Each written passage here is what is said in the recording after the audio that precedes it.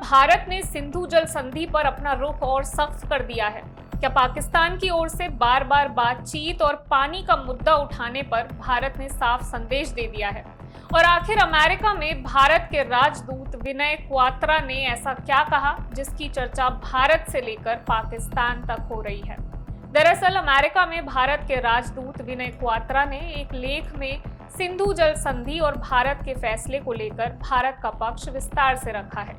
उन्होंने कहा है कि 1960 की सिंधु जल संधि जिस भावना के साथ हुई थी, पाकिस्तान ने उसी अच्छी नीयत और दोस्ती की भावना को धीरे धीरे खत्म कर दिया। राजदूत के मुताबिक भारत द्वारा सिंधु जल संधि को फिलहाल रोकने का फैसला पहलगाम में हुए आतंकी हमले के बाद लिया गया कदम था। उनका कहना है कि ये फैसला किसी अचानक उठाए गए कदम की तरह नहीं, बल्कि सुरक्षा से जुड़े हालात को देखते हुए लिया गया। क्वात्रा ने ये भी कहा कि अगर पाकिस्तान वास्तव में भारत के साथ किसी भी द्विपक्षीय मुद्दे पर आगे बढ़ना चाहता है तो सबसे पहले उसे आतंकवाद के ढांचे पर कार्रवाई करनी होगी। उन्होंने साफ कहा कि सिर्फ बातचीत की बात करने से समाधान नहीं निकलेगा जब तक जमीन पर आतंकवाद को लेकर ठोस कदम नहीं उठाए जाते। अपने लेख में उन्होंने सिंधु जल संधि की प्रस्तावना का भी जिक्र किया। उन्होंने कहा कि इस समझौते की शुरुआत अच्छी नीयत और दोस्ती की भावना के साथ हुई थी, लेकिन पिछले कई दशकों में पाकिस्तान के रवैये ने उसी भावना को कमजोर कर दिया।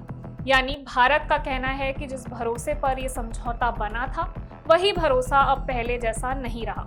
इस दौरान प्रधानमंत्री नरेंद्र मोदी के उस रुख का भी जिक्र किया गया जिसमें उन्होंने कहा था कि आतंक और बातचीत साथ साथ नहीं चल सकते, आतंक और व्यापार साथ साथ नहीं चल सकते और पानी और खून साथ साथ नहीं बह सकते। भारत का कहना है कि आतंकवाद और सामान्य रिश्ते एक साथ आगे नहीं बढ़ सकते। राजदूत विनय क्वात्रा ने पाकिस्तान पर यह आरोप भी लगाया कि वो कई बार अपनी घरेलू चुनौतियों से ध्यान हटाने के लिए भारत के खिलाफ कड़े बयान देता है। उन्होंने ये टिप्पणी ऐसे समय में की है जब कुछ समय पहले पाकिस्तान में सिंधु जल संधि को लेकर एक सम्मेलन आयोजित किया गया था जिसमें भारत के फैसले का विरोध किया गया।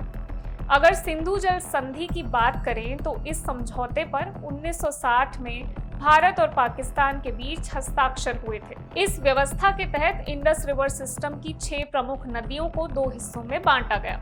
भारत को 3 पूर्वी नदियों का उपयोग और नियंत्रण मिला, जबकि पाकिस्तान को 3 पश्चिमी नदियों का अधिकार मिला जिनमें रिवर सिस्टम का बड़ा हिस्सा बहता है।